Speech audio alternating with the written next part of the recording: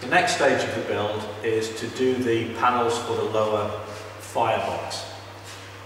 On the right hand side we're going to have a fixed panel, and on the left hand side we're going to have the door.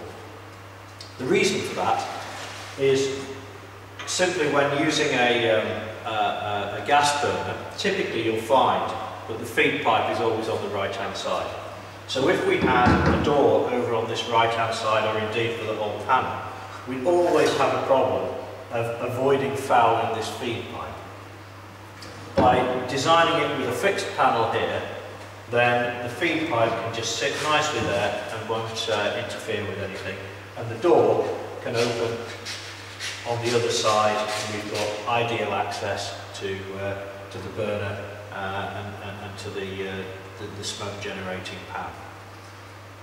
Clearly, if you're using an electrical unit, then that particular problem doesn't really apply. But having said that, by doing it this way, we ensure that we've got flexibility for whichever power source we choose to use.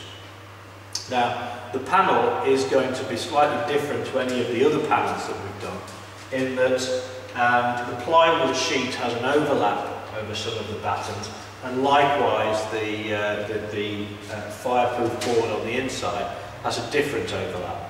But don't worry about that. If you refer to the drawings, you'll be able to see how it all fits together.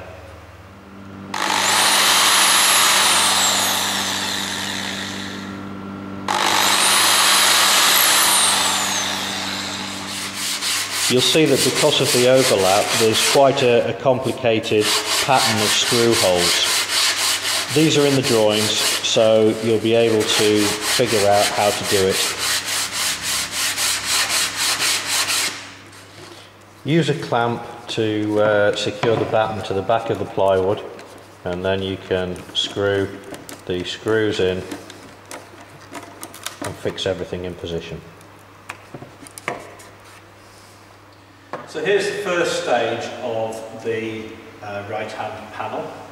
We've got the plywood and we've got the battens on the back. You'll notice that there is an overlap on this perimeter here, and that's so that it fixes and fits nicely in position like that.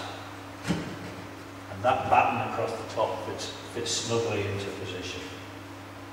Now you'll notice there's a gap here.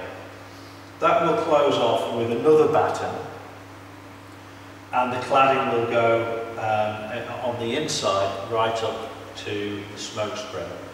This batten will remain exposed on the exterior, and the reason for that is that will be the overlap for the smoke seal on the food chamber door.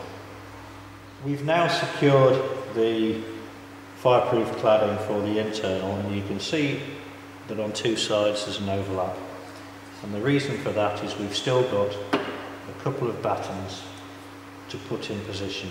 Now these will remain exposed because from the external position they will form the overlap for the smoke seal.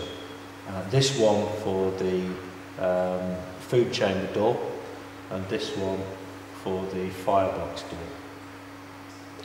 Now, in order to get these into secured in position, then we just need to pop a couple of screws in here. There's no real science to the positioning of those screws other than avoid the screws that you've already put in place, and also use 1.5 inch long screws because we're going through the 3/4 batten.